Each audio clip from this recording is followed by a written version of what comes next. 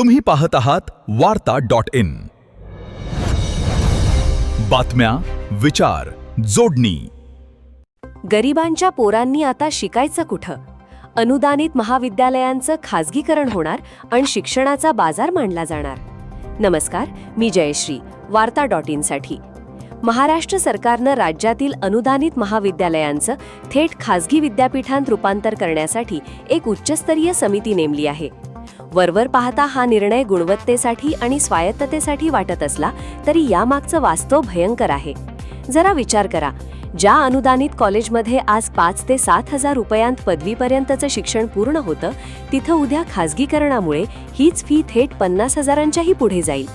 मग शेतकरी, कष्टकरी आणि 2 वेळच्या जेवणाची भ्रांत असलेल्यांच्या पोरांनी ही फी भरायची कुठून?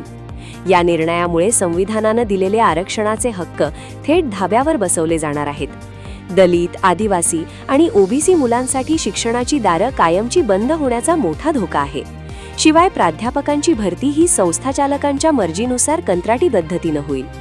ग्रामीण भागातलं अनुदानित कॉलेज म्हणजे गरिबांसाठी आशेचा एकुलता एक किरण असतो. गडचिरोली, मेळघाट किंवा मराठवाड्यातल्या लेकीबाळींना शिक्षणासाठी दुसरा कोणताही पर्याय नसतो. एसी केबिनमध्ये बसून निर्णय घेणाऱ्यांनी कधी बांधावरच्या माणसाचा विचार केलाय का?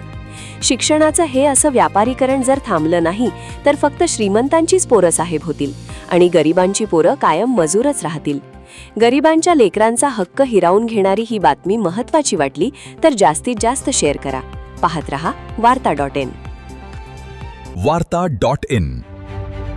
बातम्या, विचार, जोडणी. पुन्हा भेटूया.